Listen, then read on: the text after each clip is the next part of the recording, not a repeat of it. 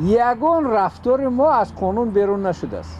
соли 2002 раҳматулло зоиров ки мушовири эмомалӣ раҳмон раиси ҷумҳури тоҷикистон дар умури ҳуқуқӣ буд ҳизби худро бо номи ҳизби социал-демократи тоҷикистон таъсис доду сабти ном кард ва дар соли 2003 аз мақоми мушовирӣ истеъфо дод. мо то ҳоли ҳозир ва аз лаҳзаи таъсис ҳамчун оппозитсияи сиёсӣ кору фаъолият дорем, на оппозитсияи идеологӣ. мо фарз кардем ба мисли ҳизби коммунист ё ҳизби дигар ҷонибдори тағйири моҳияти асосҳои сохти конститутсионӣ нестем. мо ҷонибдори дунявият, шакли идораи ҷумҳурӣ, ягона иҷтимоӣ ва ғайра. аммо аз нуқтаи тарз ва усули идора вақте ки камбудиҳои эҳсос мекунем дар шаклҳои муайян эътироз мекунем ва ин рисолати ҳизби оппозитсияи сиёсӣ мебошад. зоиров ва ҳизбаш ки аз теъдоди зиёди устодони донишгоҳ ва зиёиён таркиб ёфта буд ба таври ҷиддӣ вориди муборизоти сиёсӣ шуд. аммо дар интихоботи парлумонии соли 2005 ин ҳизб натавонист ба парлумон роҳ ёбад. дар ин интихобот номзади ин ҳизб дар Конибодом ки муовини аввали раиси ҳизб ҳам буд райгириро ба даври дуввум бурд, аммо саранҷом муваффақ нашуд. мо дар бисёр мавридҳо мебинем ки масалан ҳизбҳо мебинем тарафдор доранд, ҷонибдор доранд, вале вақте ки райдиҳӣ мешавад ва он чизе ки аз интихобот мо натиҷагирӣ мекунем мебинем ки аслан тақрибан ҳеҷ касе ҳеҷ гурӯҳе хеле одамои каме ба онҳо рай доданд.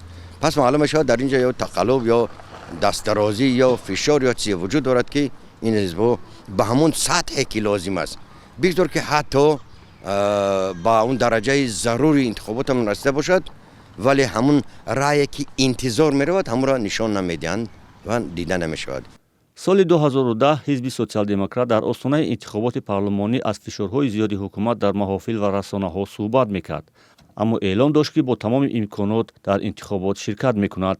ҳарчанд ҳизби социал-демократи тоҷикистон дар интихобот ширкат кард, вале намояндааш курсиеро соҳиб нашуд ва ҳамагӣ 0.72% рай ба даст овард.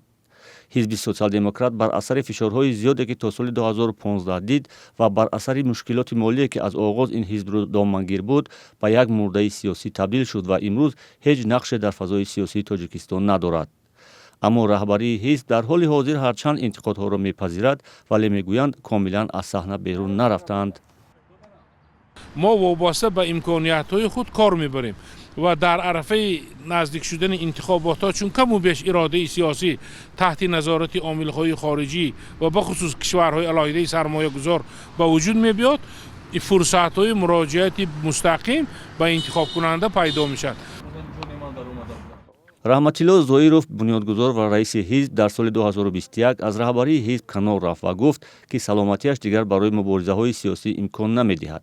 аммо баъди худ чеҳраҳои матраҳи ҳизбро ҳам нагузошт ки раис шаванд ва як чеҳраи ноошноеро бо номи Қиёмиддин Азизов ки то ин замон муовинаш буд, раис кард. дар ҳоли ҳозир на дафтари корӣ дорад ва на расона ва на сайт ва на саҳфае дар шабакаҳои иҷтимоӣ. танҳо дар рӯйхати ҳизбҳои сиёсии Тоҷикистон шомил аст.